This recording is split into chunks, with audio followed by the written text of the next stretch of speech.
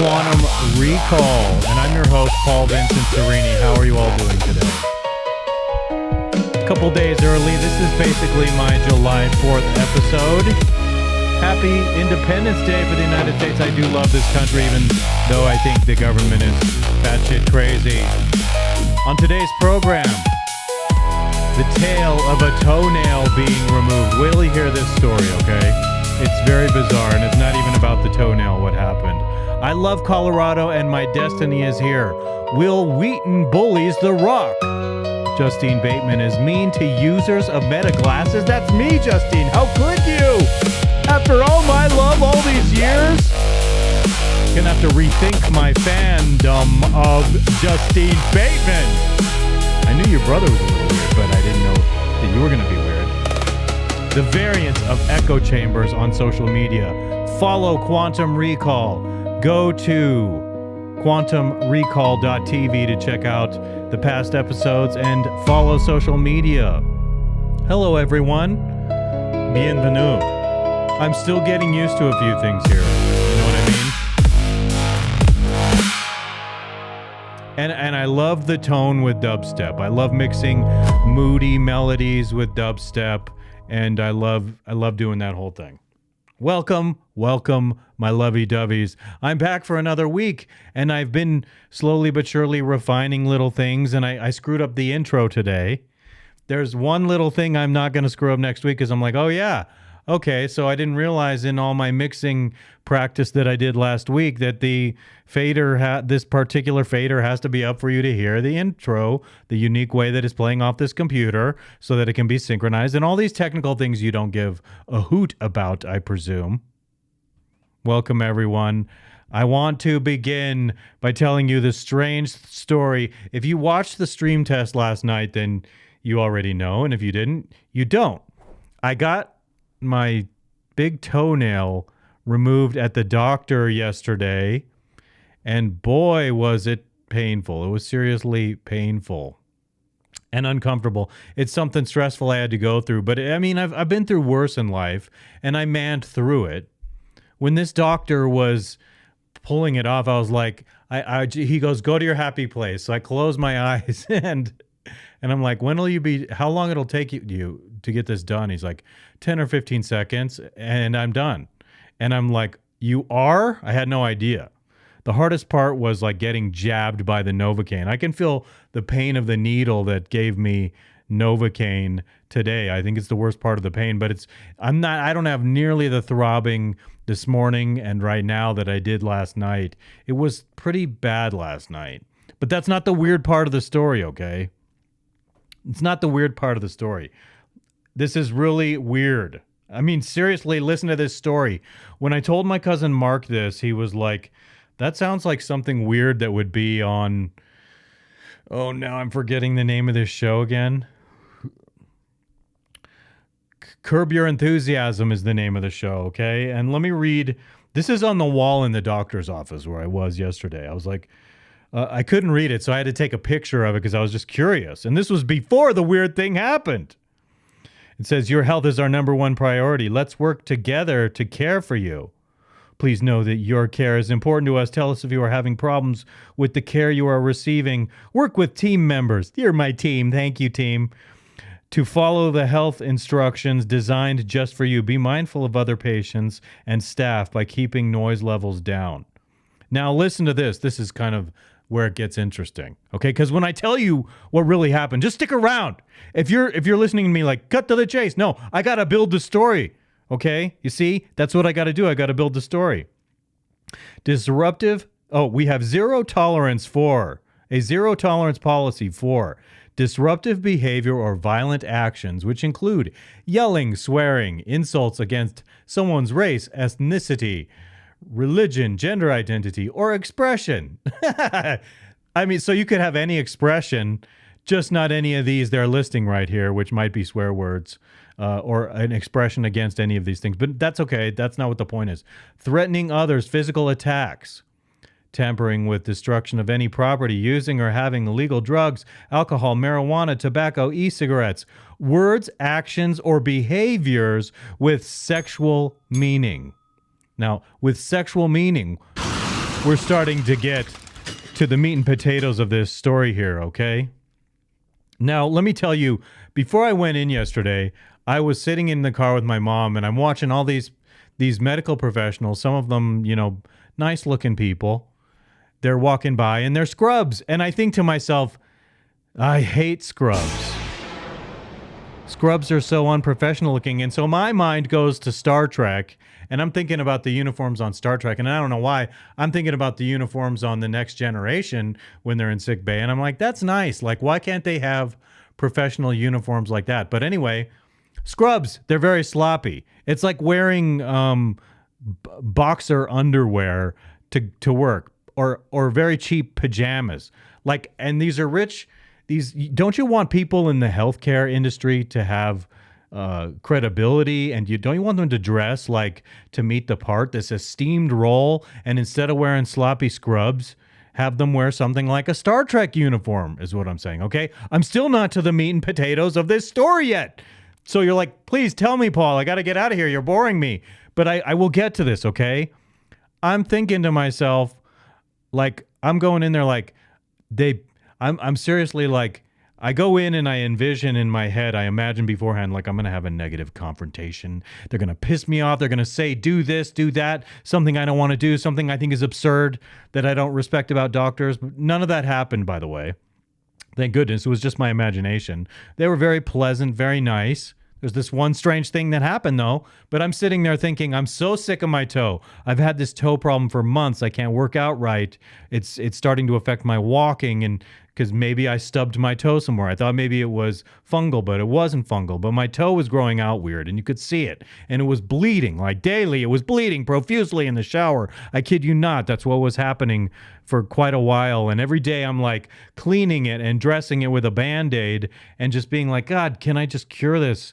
You know, so I'm like going there for my third doctor visit. I'm not going to go through the hell it was to finally get to the point where they're cutting it off, because I went to 3 different trips to the doctor, and the first one didn't know what she was talking about. She told me I had gout. That was not the problem. Gout was not the problem. And I still haven't gotten to the meat and potatoes of the story.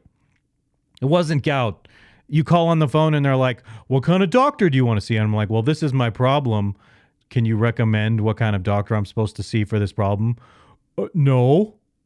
What kind of doctor do you want to see? It was very fruitless. So I wound up going to see a dermatologist who told me I have gout, which is not what I have. And I was relieved when I went to urgent care and the man told me, you don't have gout. This is definitively not gout. I was like, thank goodness, because I'm like healthy in so many ways and I do not meet the symptomatic profile of someone who has gout. But there goeth a woman as a dermatologist telling me when I have gout, when I don't have gout. What's up with that? Not paying attention, jumping to conclusions? And I still got other stuff done in the dermatology office, which was awesome, getting moles removed. I'm still not to the meat and potatoes of this story. Trust me, I'm not. So I'm going in yesterday thinking, I want this to get done. I want this to really be the last time I'm in the doctor for this, and I want to start getting better after today. So I'm thinking in my mind, I want rid of this toenail. Get rid of this toenail, okay? Nothing was going to stop me from getting rid of this toenail. Now listen to something very carefully, which maybe in a normal world should have stopped me from wanting to get my toenail removed at this second. I had to put it out of my mind. I had to compartmentalize it. And this is a true story, okay? And it's so bizarre. And that's why I think my cousin was like, this would make a good story theme for the TV show. Now, Curb Your Enthusiasm. I'm not used to saying that show, so like I have to think about it. And so I'm sitting there. The doctor's evaluating my foot. First, he wraps it up. I don't know why he wrapped it up in the first place. Maybe to stop the blood from flowing so that he could get this job done. But he wraps it up. He's sitting in front of me. I'm sitting in a chair, like a reclining chair, and he's in front of me at my feet. And he's sitting on like a bench or something. And he wraps my foot up. And then, this is the weird part. Are you ready for the reveal? This long-winded story I'm telling? The reveal coming now. This man's in scrubs, okay? Like I told you, scrubs are like big cheap boxer shorts or something. Now, I want to preface it by saying I don't think this man really knew that was happening. If he did, then he should certainly be fired. But the fact that it could happen and you're not aware of it is also a red flag. But like when he stood up before coming back in to, you know what he did? I think it was he numbed my foot out, which was very painful with the needles. And then he stood up and must not know that, listen carefully, his penis was hanging out of the flap of his scrubs and it was totally exposed and visible. Now, you might think I'm joking and I'm making this up, but I'm not. I don't think it was my imagination. And so I saw his penis and I was like, what? What the hell? Holy crap. And so I could make a big deal out of this and be like, penis! But I'm thinking, oh my God, my toe. All I want is for my toenail to be removed today. That's the goal. Get through this. And so maybe I doubt this is true, okay? But maybe he just exposes his penis to people, pretending like he doesn't know or something. But if I were wearing scrubs, I would be wearing underwear underneath, and it would be extremely unlikely that I go dangling outside of the hole. All right? Like now, I'm actually grateful I got my toenail chopped off. But that was a caveat in this experience. So like, it's kind of an interesting experience. Yeah, I got my toenail cut off. It really sucked. Yeah, you did? Okay, I hope you're well. No, but I also was exposed to a man's penis during the procedure who probably didn't know his penis was hanging out of his pants. And I wish there were, like, I would never make a story up like this. And so could I have been wrong? And I don't think I was wrong. I think I saw what I am saying that I saw, and it's very strange. And I'm not traumatized. I'm traumatized more. It's amazing. Like, which traumatized me more? Getting my toenail yanked off. The procedure itself wasn't that bad once I was numbed up, but it was throbbing pretty badly yesterday, and I can feel it now, and it's not throbbing nearly as badly as when I came to do the stream test last night. So can you see how I was leading down this path in this long-winded story to the reveal of what happened with this man's exposure to me? I could say his name, but I'm not going to say his name. But weirder things have happened to me in my life. And so I just was like, I wanted more than anything to get my toenail taken off to resolve this problem. And so I'm trying to imagine circumstances where I'm like, wait, stop the doctor appointment that I need. We have to address this issue. Strange how I was more focused on getting my toenail pulled off, even with the sight of a penis you should never be seeing at that moment on the doctor for some reason. And I didn't bring it up afterwards. I was just cordial and like, damn, that really happened. And I could imagine how someone would be traumatized by that. I'm not saying, here's the cheap, superficial thing I get out of it is like, well, I have something to talk about on my show tomorrow, right? This is the story. This is the golden story of the day. If nothing else goes right, I have the story of the doctor's penis hanging out of his scrubs. True. So again, I will conclude by saying Star Trek uniforms. You want credibility? Star Trek uniforms. No flap in the pants. Men and women can wear the same uniforms. Nurses and doctors can wear the same uniforms. You can vary the color. We'll look very professional. Let's move on, shall we? I've got to move on from that. But do you understand why that was so impactful for me? Okay, let's go on. Yes, I want to actually put up a different video over here really quick right now because this is today, or it's 2 days from Independence Day. And so I want to take this out of here. And for just a moment here, I want to put this up and talk about our country a little bit. Here we go. I'm going to come over here like this. All right. Play. Wait a minute. What's going on here? Oh, yes, here, I want to expand this. So this was made by the government in the 70s.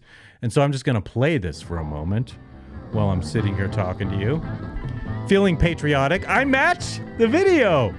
And that was deliberate. Stars and stripes, baby. I love it. That's so cool. It wasn't exactly even... Was it planned that way? I don't know. I plan a lot of things on purpose. What do you think? But what do you think of this video? This was the bicentennial in the 70s. And right now we're living through a 250-year celebration of the United States. And frankly, I think we've never been more troubled as a country. The division has never been more pronounced. And I'm troubled by it. I truly am. I'm not particularly happy with our country right now and the way everyone is just fighting about every stupid thing. And I don't think that I play a huge role in it. But I do have a lot of harsh criticisms of public figures who are representatives in government and stuff. I mean, like, this is just silly as hell, but I much prefer this celebration of the United States at that time than compared to what we're living through right now. Do you know what I'm saying? We have, I come from the state of Colorado. I love Colorado.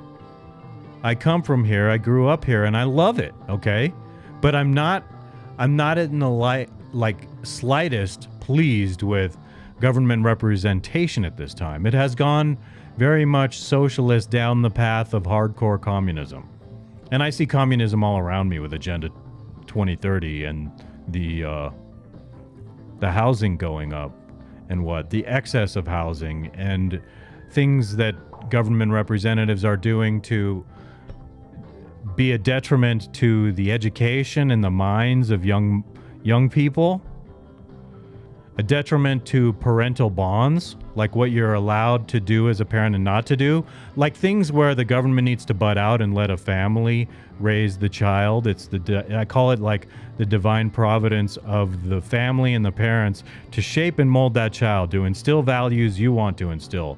But the crazy things that they're doing in Colorado to violate free speech and whatnot have me disturbed.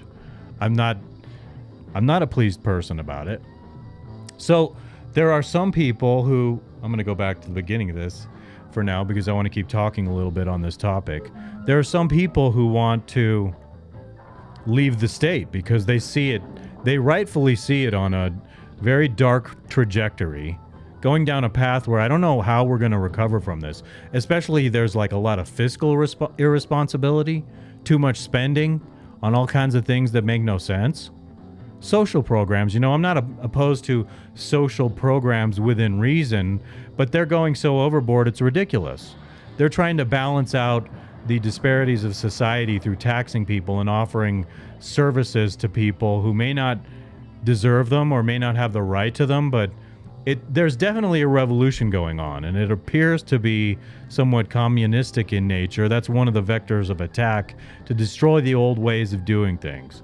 I believe in conserving. I'm not a Republican and I'm not a Democrat per se, but I lean more to the right in terms of conserving traditional ways of doing things that I think have served humanity well. And so where we are at 250 years, it's too divisive. Everybody's too angry all the time. And I'm personally exhausted with a lot of that. And so what else is there? What's next? I do not know, but I am disturbed about it. I am disturbed. And I'm going to close out of this video. I kind of said what I want to say about that. So I'm going to close out of this, and I'm going to bring you back. I'm going to put back up on the screen what I had there before. The AI creation that Justine Bateman hates so very much because it's AI. And I have other things I want to talk about. What do I want to talk about here? Check that out. Yeah, man, that's my creation with AI. I'm an artist. Sort of. I'm sort of an artiste, the way I compose all these images together, but I'm not the artiste. But some people will accuse me of theft for having that right there, of that being created. The genesis of that, people think, is, but it's my face. AI concoct this from my face. I said to make my image with my glasses look like comic book style, cartoon comic book style. That's what I did. Where are we? Oh, yeah, this is very interesting. I have a couple things on here. But, that's for this after the first break. Let me just tell you, Will Wheaton is breaking the balls of The Rock. I don't approve of this either. Like, what is wrong with you, Will Wheaton? So you go from liking people. I've gone from liking people before. Like Will Wheaton, because he's been in so many things where I've been fond of him. The Big Bang Theory, I enjoyed him on that show, and Stand By Me, and Wesley Crusher in The Next Generation, wearing the right uniform for the job, which is what doctors should do. Here's what I'm thinking today. He's breaking the balls of Dwayne "The Rock" Johnson. For Dwayne "The Rock" Johnson not wanting to talk about his politics. And I think that's perfectly fine. You are not obliged to reveal, in this divisive environment where Dwayne "The Rock" Johnson stands to lose so much by having the wrong opinion, he's probably wise for keeping his mouth shut. Unless there's something so dire that he can change, he will just be like another opinion in the mix. Then he should choose his words carefully, because I like the guy, generally speaking, and I don't want to see his whole business canceled or ruined because he has one wrong opinion about something. And so between Will Wheaton and George Takei of Star Trek fame, there's Star Trek coming up in the convo again. Sulu. George Takei played Sulu. George is saying that silence is complicity, but what is really happening here, I think, is Will Wheaton and George Takei are trying to bully The Rock into parroting their same beliefs. And if you don't parrot their same beliefs out loud, you're assumed you're not on their side, and you're accused of complicity.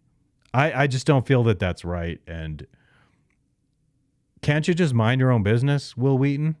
Like if The Rock wants to, like no one is obliged in this crazy world to speak their mind. Sometimes some of us are quiet and trying to navigate to survive, and you have no business telling people what to do or what not to do. There's another topic here that I keep coming back to on every recording because Justine Bateman keeps renewing her fervor about this other topic. Let me see what's going on here. Here we go. And so I want to talk about this, and then I'm going to take you into my first break of the day. And it's Justine Bateman. That's right. I said Bateman on purpose. That was deliberate, I swear. Justine Bateman is chiming in on something relevant to me now because on Friday I went to get an eye exam, and I got 2 frames. You know my dark ones that I usually wear that are shaded here? Those are at the doctor's office. They've been sent away to be reframed with an updated prescription. But in any case, this is what this is about right now, this segment. Justine Bateman says only losers wear Meta glasses, and we do not consent to be recorded by losers. And so I did respond to this. Also, this is your big campaign, some Kylie Jenner influencer doing boring shit around the house. What is LOFL? Someone tell me. LOFL meaning. Laugh out fucking loud. Okay. Good for you. Okay. Back to this. And we do not consent to being. Yeah, so Kylie Jenner, let's go to Kylie's video really quick, and I want to say some things about I hope that doesn't I don't want to go that. I'm a little concerned that that's going to break a copyright depending on what the sound is, but the video does look why is it boring? What makes it boring exactly that she's around? Some people will love that because they're like, I love Kylie Jenner. And so I'm not a fan of the Jenners either, the Kardashian family people. But let me just tell you something. We already live in an overwhelming panopticon, and it crept up on us. It tiptoed up into our lives, and we're being surveilled through the Internet of Things people don't even realize are true yet. People were talking about it 20 years. The plan to do this 20 years ago was already happening. Like smart meters on the outside of my house. They're tracking your usage with every single appliance you have in your house. In some appliances, you have video cameras and microphones listening in and looking at you. You have a bunch of you have tons of cameras in society. I have a neighbor who has a camera on the middle of their house facing my backyard. I have a neighbor right down the street that has one on the front of their garage. Every time I leave the neighborhood, I'm on their camera. I don't consent to that. And that's the world we live in. We have cameras on every single traffic light. Everyone carries around their phone, which is like the preeminent surveillance tool in your life, which you consent to, which you agree to the user agreement, Justine, to use that phone. You're being listened to all the time. It tracks everything you do between apps. It probably reads your mind. It can probably tell your pulse several feet away from you. Do you wear Bluetooth headphones? Because it's probably reading your mind too. But you want to go out and be all hateful toward users of Meta glasses. And all I've said is and no response, because I'm not I'm not an important person. I have no followers. And so there's no real response to me saying that I want to use it on my head to have a hands-free method of filming my pinball playing. And I want to experiment by putting them on my head and filming my scooter rides for a little more content for this show. And not to surveil people and not, you're already a Hollywood star, and I'm sure that people are always trying to get a snapshot with you when they're out and whatnot. But You go to a bar, you go to a restaurant, you go to a business, they all have their security cameras. You're being surveilled everywhere, but you want to make your object of criticism people who wear Meta glasses without even taking into consideration why people are doing that and assuming that everyone doing it, that using Meta glasses is just everyone surveilling you on purpose. It's not about you in some cases. For me, it's about pinball and wanting to ride my scooter. But you are surveilled everywhere. And the number one surveillance tool you're holding in your hand every time when you're posting this tweet with your phone and you think you're so clever doing it, that's when you're being surveilled. That's when the data is being categorized in your life. And it's going into a database and making up a whole avatar about you, knowing you. Justine is in all these categories of beliefs, and future AI will be making decisions about those things. But you're worried about individual users who might have a valid use case with their Meta phones. And I think that's bananas. And I'm going to get over my chicken shitness, and I'm going to post this clip online and hope that you hear about it and know that I'm not saying this in a mean-spirited way because I like you as a human being. I have a fondness for you that goes all the way back to the 80s. And just because I like you, okay? Your brother, too, has given me tons of laughs. I love the things your brother has done. So many cool movies. And going back all the way to Kids with Silver Spoons, It's Your Move, and Family Ties with You, and so many cool movies he's been, including including the TV show Arrested Development. I like you guys. So when people make me laugh, which you've made me laugh, I have a fondness. But like I still gotta like try and paint a case that you're wrong about this. Because you're like talking about me, and when I hear you say that, like you think I'm a loser because I like bought a pair of Meta glasses. Okay. The only valid argument not to wear Meta glasses is not to have like the Bluetooth or those wireless signals, whatever the hell they are, and the electric batteries in your glasses next to your head like that. That's the only valid reason not to do it. Otherwise, you have no argument to stand on when you're talking about being worried about being surveilled. Surveillance is all around you, a million times more than someone just wearing a pair of Meta glasses. So why are they suddenly on your shit list is all I'm saying. I want to go on. In fact, what I want to do right now is I want to take you into my next break, and I'm gonna put this up there.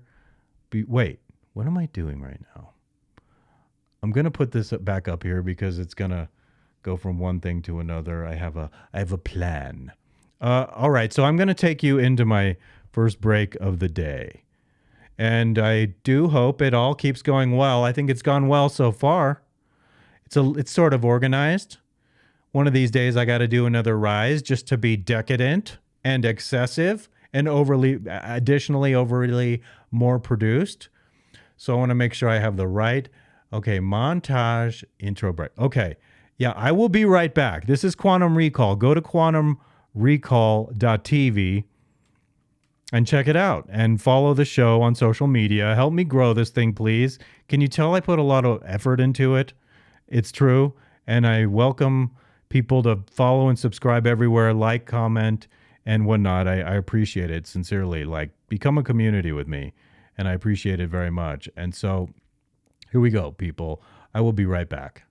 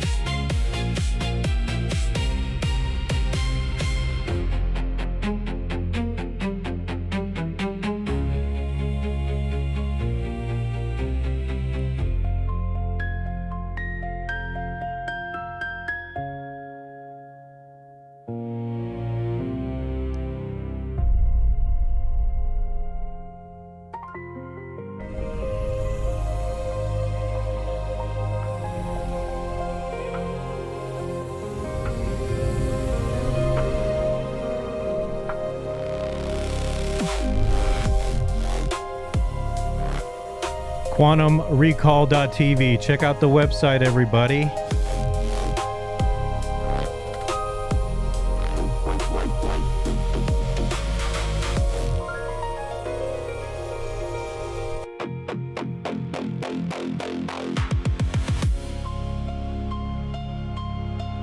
Still getting the hang of it. Quantum Recall delivers unfiltered commentary on power, culture, consciousness, and control that cuts through the mainstream narratives. Blending sharp intellect and razor-sharp wit, the show explores hidden truths, human nature, and the absurdities of modern life. Yes, sirree, Bob. Yes, sirree, Justine. Welcome back. I had a very good first segment. The machine appears to be working right. I mean, like the computer I do this with. I was gonna check Bubble. Oh, okay, yeah. Here we are. I want to cut this off. Oh, here we go. No. I want to cut this off and go like this. It's that time right now. What time? This time!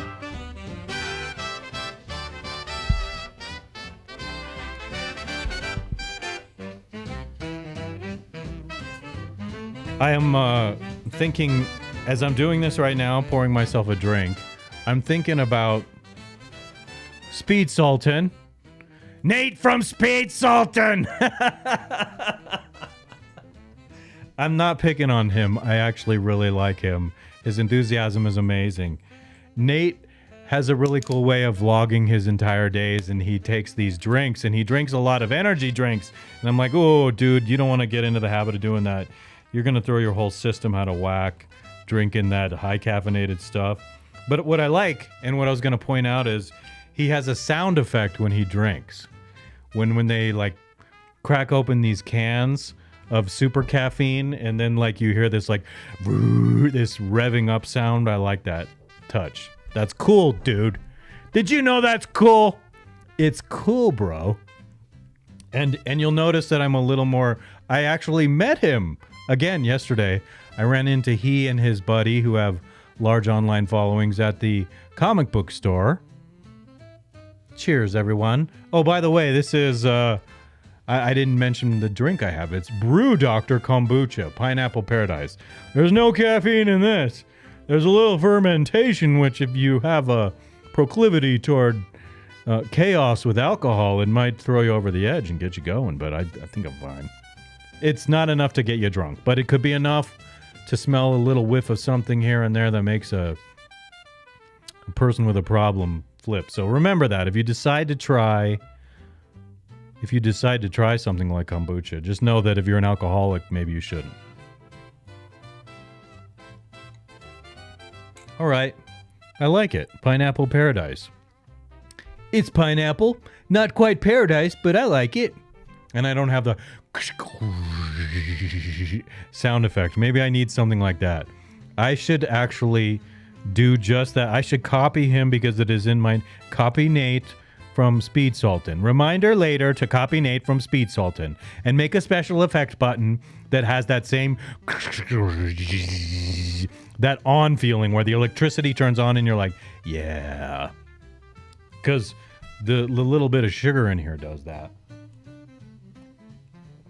But I find that the carbonation in this helps clear the throat.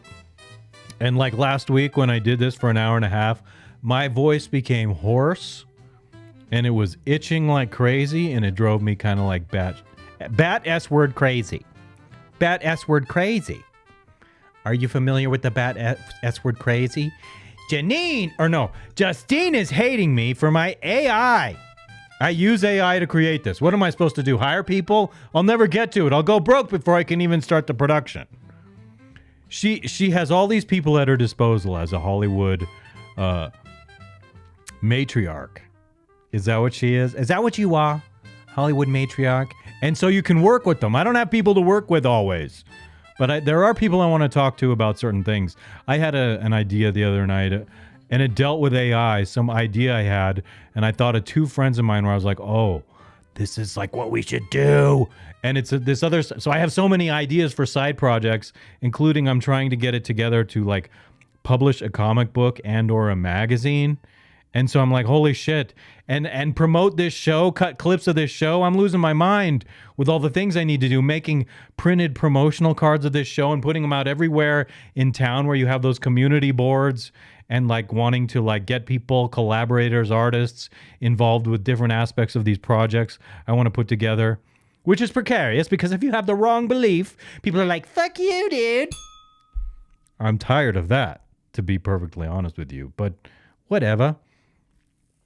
There are other things I have going, and I'm like concerned that my focus is so diffused. I can't function.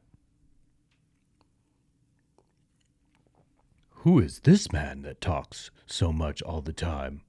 It is I, Paul. Paul from Quantum Radio. It is I, titillating your ears and regaling stories from the conspiratorial world. All right, there's another conspiratorial man over there. Check that conspiratorial man out over there. I would be lying if I said that guy has not been a huge influence on some of the beliefs I have about the world. I started listening to Alex Jones mowing my lawn sometime around 2012, 2013. And it was just a goof because I was angry at Howard Stern and I stopped listening to him because of his treatment of Artie Lang. And then I started listening to Alex and I was like, wow, this is pretty amazing. I can't believe this. And then all of a sudden I listened a few more times and I'm like, oh my God, these things, so many of these things are true. The world is upside down and I hadn't synthesized all of what's going on in the world yet. And so a credit to him, but a credit to a lot of things. Reading. One of my cousins for sure. The conversations he and I have are eye-opening and gobstopping conversations I can't have with hardly anyone else because we are so far down the rabbit hole of experience, the human experience, life, conspiracy, etc., etc. ETCETERA is how you spell it in Latin, and it's one of my pet peeves and I repeat this all the time. I'm like my mother in this way. You know it's etc. and not etc., right? It's not EK, it's ET, etc., and it's Latin. Excuse me. So that's another byproduct of the kombucha is the burping. This next topic is certainly interesting to me. Let me pull it up for you here really quick. Let me pause that video so that it's not gobbling up resources. So actually what this is about is the difference between social media platforms and how one is an echo chamber in a very different way than another. So I'm talking about X and Facebook. Let's observe, shall we, by beginning to look at a post put up by the governor of Colorado, Jared Polis, on X, and just see how people respond to it, all right? Here's the post right here. Happy birthday to First Gentleman Marlon Reese. Reese? I don't know. Thank you for being a dedicated advocate for Colorado's LGBTQ plus community, as well as for wildlife, public lands, and the incredible natural beauty that makes this state so special. Wishing you a day filled with celebration and a fantastic year ahead. Now, here's the interesting part. Shall we just look at some of the comments here? So my point here is, I'm going to tell you what the deal is. Basically, the comments on X are all predominantly super hyper negative, disturbingly negative. And so my comment was, Destroyer of Colorado, be done already. I'm not a fan of Jared for various reasons. The large reason why for me is it's because of the bills he signed into law that directly impacted my ability to be an honest person as a parent and be myself as a parent. Constitutional violating stuff is like what bugs me. So, but you can see from reading some of these, F that guy, he's a-hole. Like, it's very negative here. What's the age difference? Did you groom him? It's all very negative. If you look at a lot of these, people are extremely negative. That's the vast majority of the responses on here. Negative. Love is love, with the exception of a few. Love is love. Election sabotage is election sabotage. Polis apparently only remembers one of those. Again, the teeth. Okay, I don't know what that means, but okay, yeah, there's like most of these, like I'm saying, on X are predominantly super negative. Negative. And I'm not free of guilt insofar as like saying something negative or harsh to him, because I feel bitter myself, so that's where I fall on that. But now let's look at the same post that he put up on Facebook. Please don't make me log in. Okay, good. Same post, all right? Let's take a look. All right, same post, and all the comments are, "Happy birthday, First Gentleman Marlon Rice. Thank you for your love of nature and advocacy for the animal kingdom. Colorado's more beautiful because of all your efforts, dare I say." Okay, so not all of them are positive, but far more of them are positive on Facebook, and that's what I find fascinating about Facebook. In honor of Marlon, I'm gonna eat me a steak. What? I don't know. I'm trying to understand some of these, but happy birthday, Marlon. He has been a wonderful first gentleman, especially love how he has led with care and concern. I mean, to me, I feel like there is disdain for regular married couples, and I wish, it weren't so lopsided and seeming like maybe very hypocritical. Happy birthday, Marlon. Happy of birthdays. And I notice another trend is a lot of the positive on Facebook disproportionately seems to be a lot of women, which I find interesting. I'm not saying that's good or bad. You draw your own conclusion from it. A lot of them are very negative coming from women on here. Or no, positive, excuse me. On Facebook, they're very positive. I misspoke. Happy birthday and it's a lot of happy birthday. It's like celebration. Oh my, and a couple are definitely over the top. And for some reason, I will be honest, when it comes to commenting on Facebook, I'm personally more apprehensive, because I think Facebook, when you make a negative comment over there, you're more likely to be reported, and you're more likely to be isolated out or suspended, not allowed to speak. That's disturbing to me. So I make a calculated guess. I'm not as negative on Facebook and critical as I am on X. I feel more free on X to express my criticisms without negative blowback. Trying to think what else I want to say about that.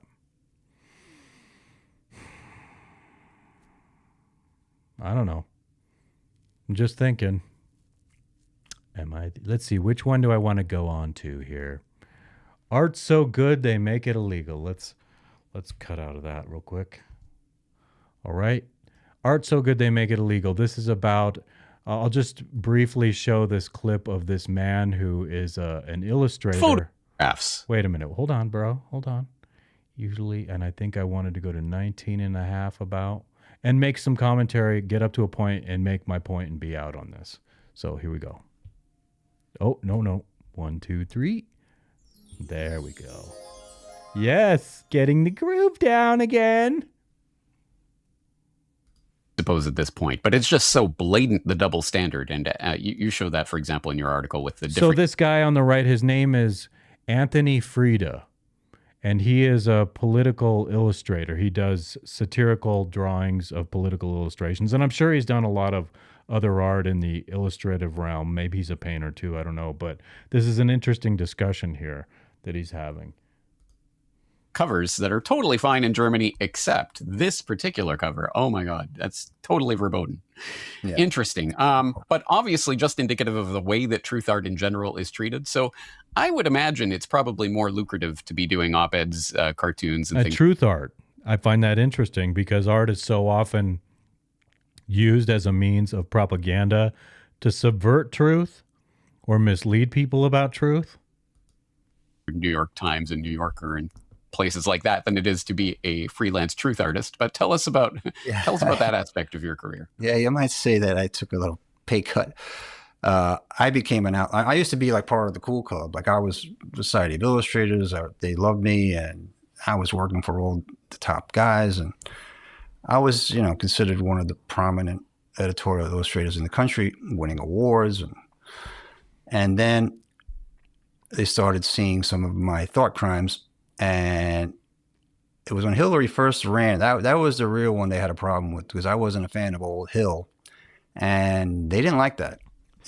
Now, I know the subject of Hillary Clinton is a sore one for people, especially when they're trying to get her, and when they were trying to get her into office. You couldn't have an adverse opinion of her. I remember Dr. Drew catching a lot of crap when he was talking about the health he observed with her at the time, which she didn't seem well at the time, and he caught a lot of crap for that.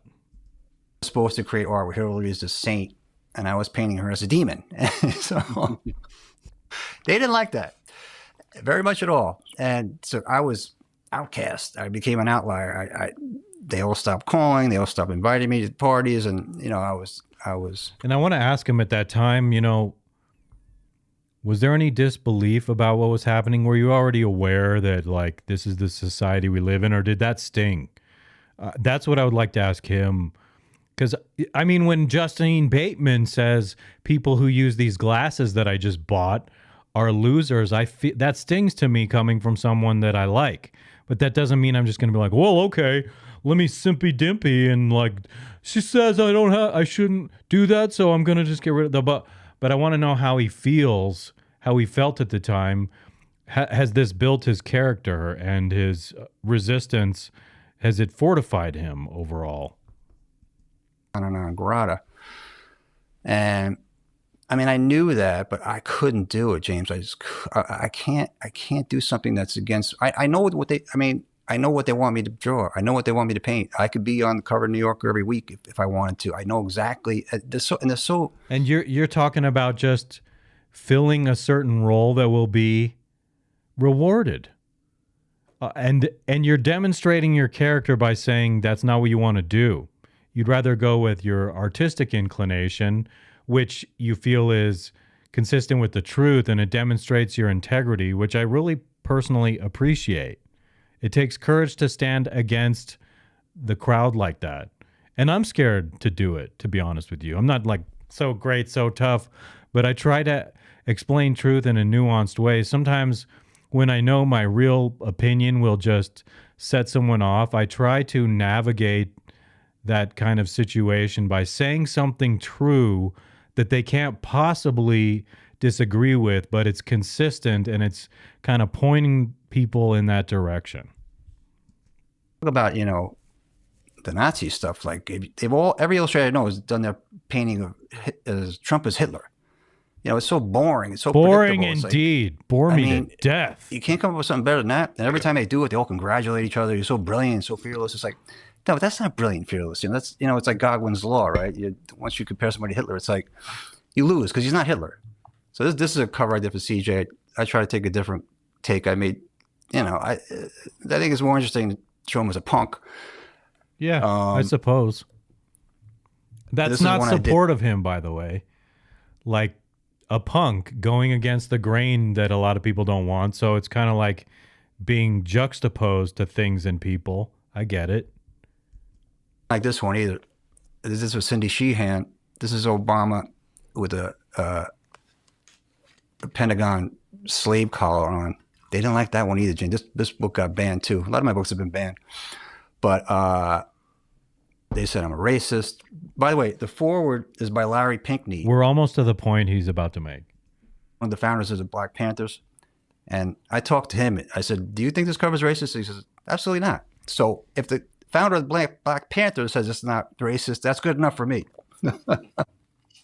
Well, Anthony, you have obviously managed to persist and even to thrive, I dare say, in the decades that you've been taking this mantle. And so I would wonder if you have any words of wisdom or advice for any young up-and-coming would-be visual artists who are looking to apply their skills towards this fight for truth and justice. What would you say to people in that situation? I would say that any creative, self-censorship is death to an artist. You got to be brave and strong and speak the truth. Speak your truth. Speak your truth. Create something that you think is cool, you think is good. Don't worry about what anybody else thinks. Don't worry about how many likes it gets. Create something that's true and from your heart and an honest expression of you and your beliefs, and find something you care about and really care about it. And then you have God on your side. Then you're channeling your birthright and your purpose into. Now, I can't disagree with what he's saying there. It's fascinating. But a big thing, I'll give you an example. Doing this show, like when I'm thinking I'm streaming out to YouTube, I feel like there's this much bigger risk that they're going to object to something I don't know what. And so you kind of have to pick and choose how you talk, and you want to plant seeds, because if you're directly explicit, you can have a whole platform wiped out. This particular guy is still banned on X. I don't know if he's tried to appeal to get his account back or what.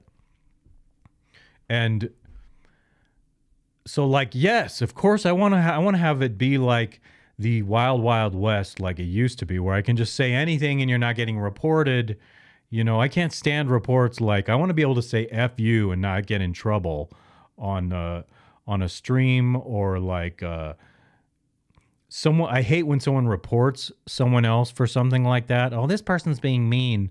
The system and the AI and the algorithms can all be working against you. And so if you speak the truth, you're taking a risk at getting your platform wiped out. And if you put a lot of time and effort into building your platform, guess who knows something about this? That guy right there on the left there.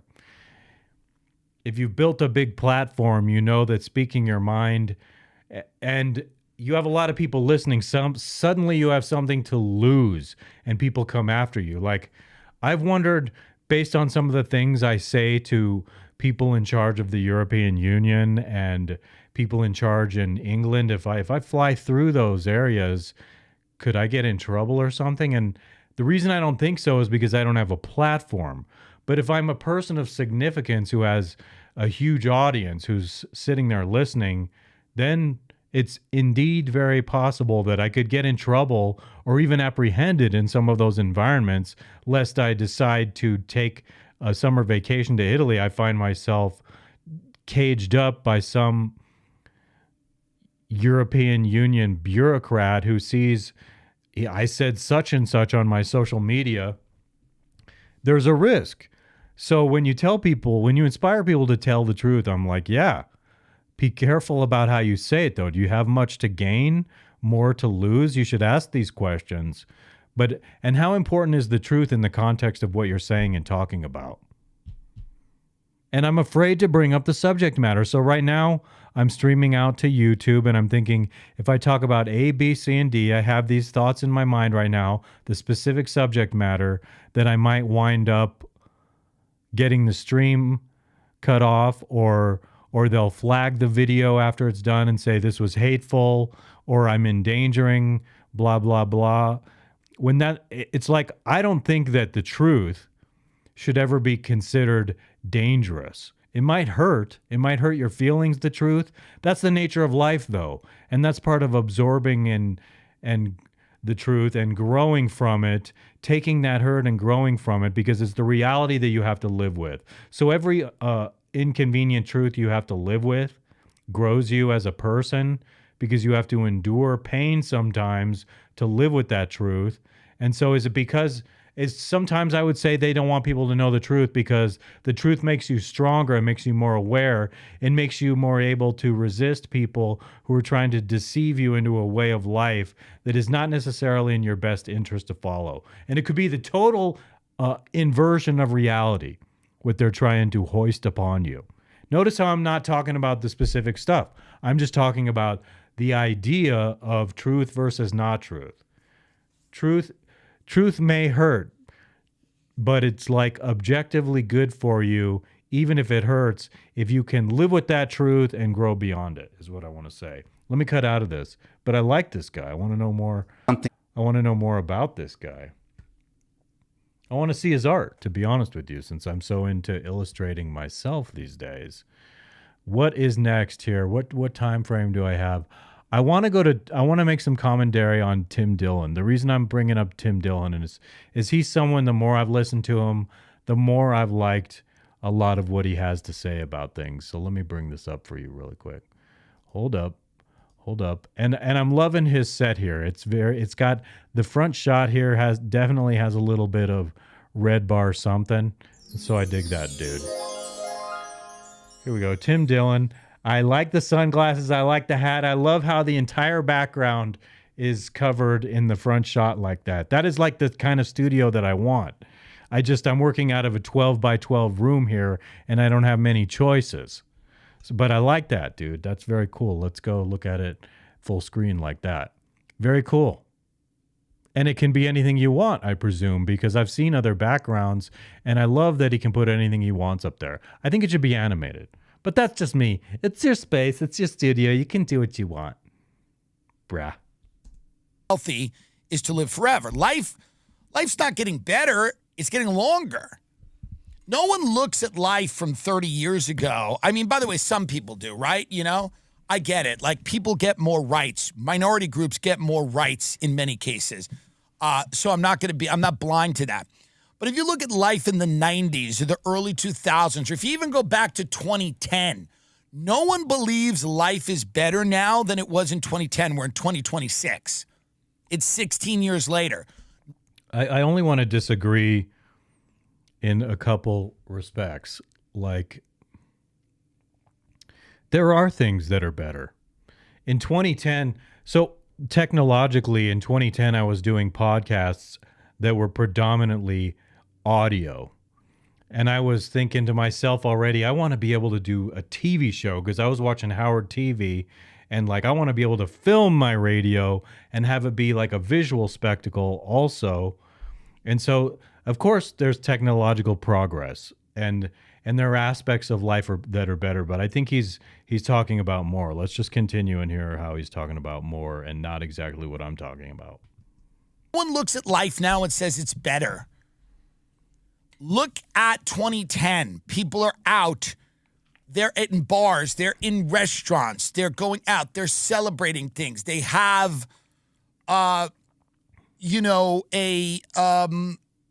sort of a social life that is different. Young people feel more hope about the future. They have a more vibrant social experience than they're having now. They haven't been fully sucked into phones. You know, the country, right, though divided on many. I agree. In the sense that at that time, the smartphone was just barely getting going, and it's evolved into something totally different. And now there's even a young generation of people who've had their entire minds woven around it in their experience and their young experience in their life. And we're not even privy to the repercussions of it that are certainly coming. I think people are more depressed, more anxious, more dangerous, maybe even more of a threat to others. I don't know for how many people it has genuinely enriched the spiritual quality of their lives. Issues is not in a constant state of war with each other. People aren't quite addicted to rage yet. Social media hasn't programmed our minds. We can still watch a movie. We can still read a book. We still have an attention span. Yeah. Oh my gosh, I think about that all the time, and I personally struggle with it.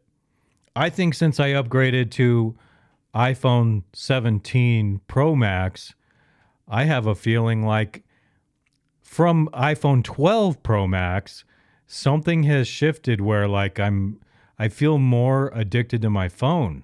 And I'm not sure why. It might entirely be just it's novel and new and I'm doing it myself, but I can't watch the beginning of a cool movie without constantly checking my phone sometimes. It really takes something special on the TV to keep me from picking up my phone and dialing into social. Did I get any likes? Especially since I started doing the show again. I'm like, hoping to pick it up and see that. And I've had a couple videos the last few weeks, short clips where I got 1,000 views, and I was like, cool, I got 1,000 views. People can still go on a date and talk to a woman. They don't have to goon for 8 hours in their room and then read about Hitler. So nobody looks at 2010 and goes, whoa, that time sucked. Nobody looks at any of these. You didn't have fucking AI videos of fucking cats. None of this is good anymore. None of these advancements make anyone's life better. I mean, what are we talking about? Some of them do. I like the utility of having all of my music that I could possibly want to listen to in my pocket. I do like that. Along with the wireless signal things that scare me a little bit. I always put I often put my phone on airplane mode when it's in my pocket to hopefully cut off some of the signals that could be meddling with my junk. Like, now we have pictures on the food delivery apps? None of this makes anything any better, truly. You're more isolated now. You're more alone now. You have less. I feel that. A guy like you who has friends and you're going out doing shows and stuff, I would say I'm more isolated than you are. And professionally, doing what I'm doing here, I'm consulting with AI more than any other thing or person. But I do have friends where I'm like, hey, here's what I'm doing. We're all working on AI. A friend of mine and I were talking about how we're trying to use AI as a tool to help grow what we're doing. And in my case, it's more ways than one. Hope than you had. We're seemingly heading towards conflicts with other countries. We're in multiple wars. Dude, absolutely. I have paranoia to some extent. I compartmentalize my paranoia, and I even meditate day to day, and I do things that I think are good for the health of my mind between working out, meditating, and reading books, where I cover up my phone entirely, and I read books sometimes for an hour a day. But I have paranoid moments. Every time I'm thinking about the future, I think this is going to be good unless, and the unless part, fill in that blank, unless the world goes to hell in a handbasket, which I am genuinely scared of happening. For real. That's just the way I'm wired, because heading up to 2030, knowing what they have planned for the world, trying to take people over. Again, this guy over here knows a little something about that. That's Elon Musk's dad on the right there talking to Alex Jones.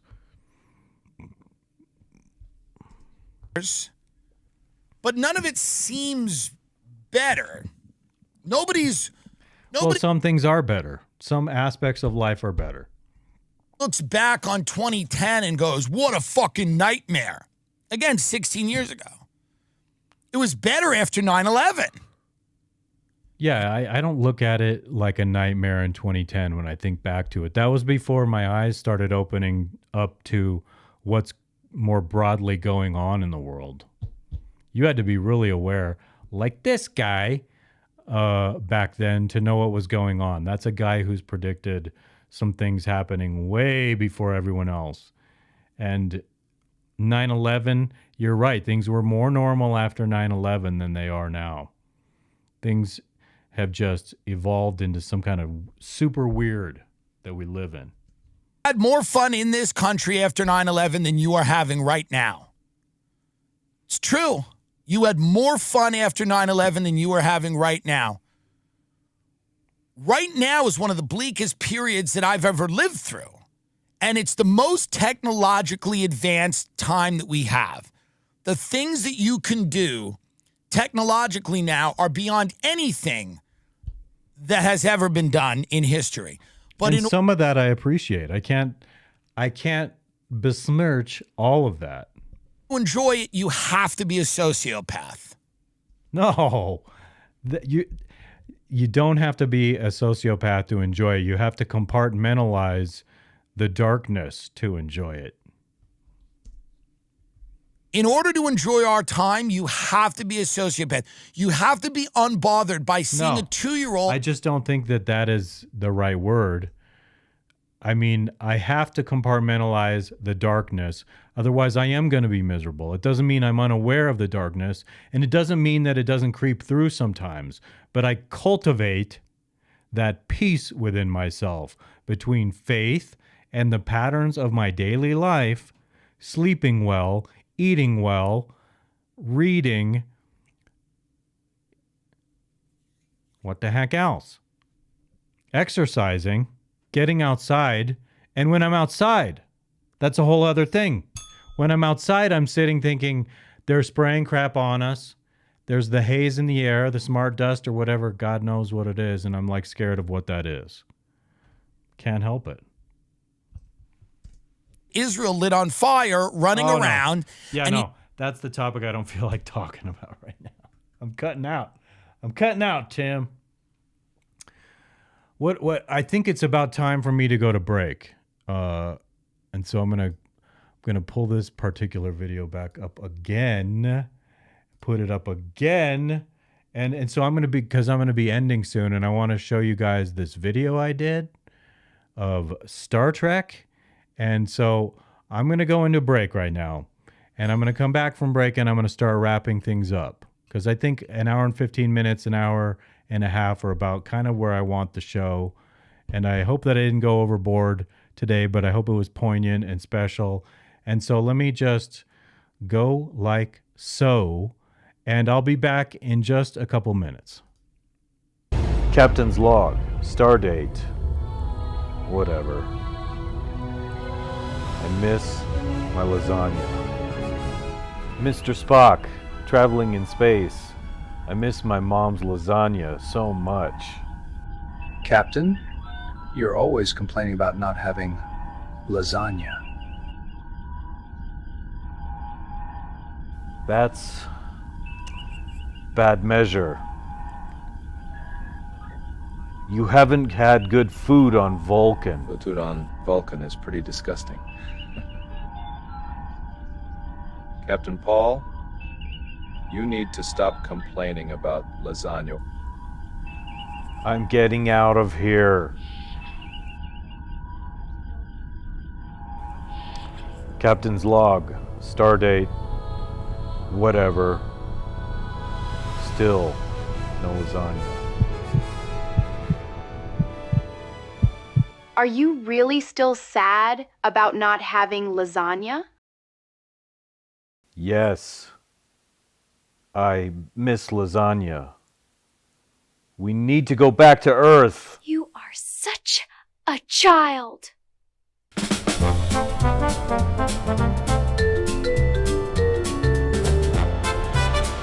Kazania Diner is just ahead. Confirmed. Approaching the entrance. Close enough! Khan's Lasagna Diner, here we come!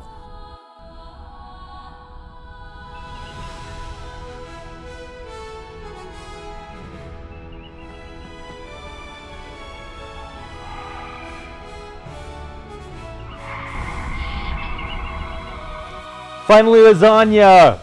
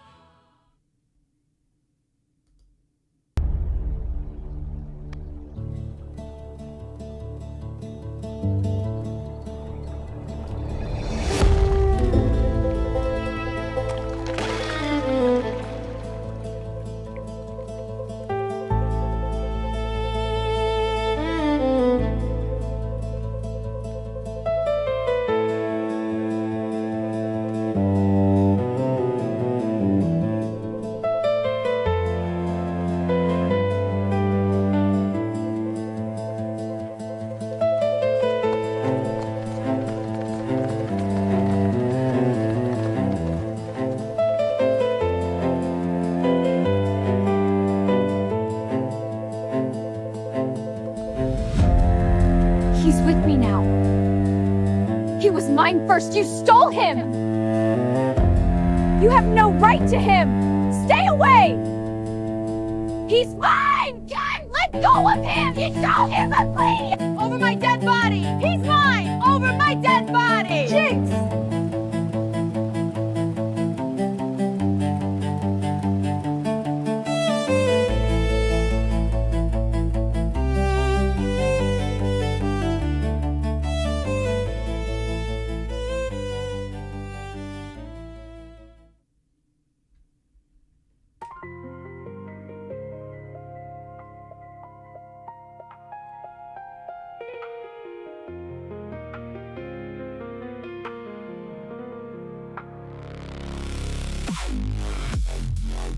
Welcome back, everyone.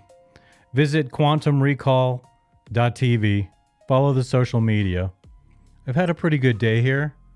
I'm thinking about one more video right now or just wrapping it up. It's been a good hour and 18 minutes is where we are now. I believe that mixed better. We didn't have any weird doubling up of audio there because I was last night literally practicing recordings to make sure it was mixed right. But it's weird because I can't monitor the audio that's being played on that video you were just watching. I have to turn it out from the board so I don't hear it in my headphones, but I can see it on the meter, the audio being recorded on the meter. So, owie, my foot. Is there anything else I want to end with right now? I actually do think I want to just wrap this up. And I'm thinking about something else right now. But, you know, I mean, I appreciate doing this, and I'm going to make sure that this whole thing becomes substantially more refined as the weeks and shows go on. And I'll have more different, what do you call it? AI features with silly stuff featuring me being silly, whatever. Some people I showed that Star Trek clip to enjoyed it. Not Justine though, because Justine's gonna say I'm stealing.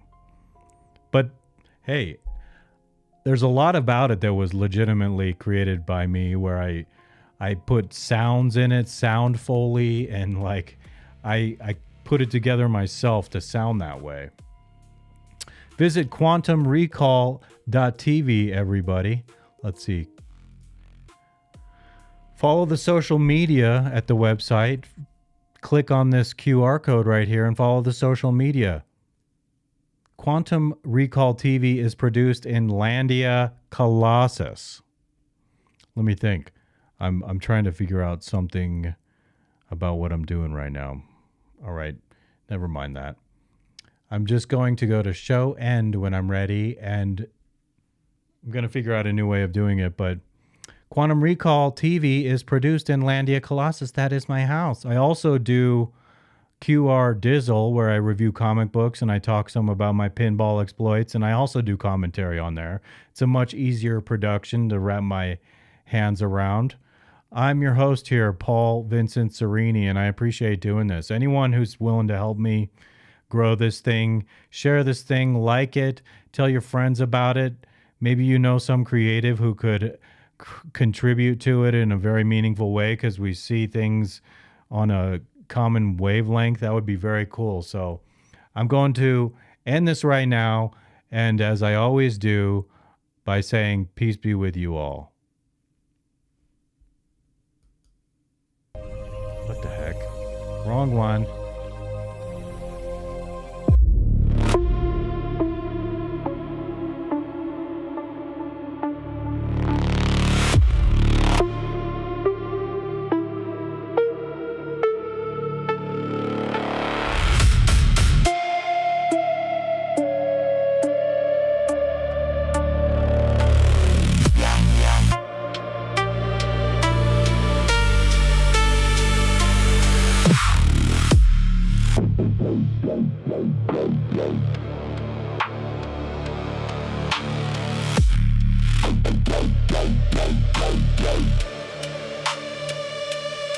Yeah.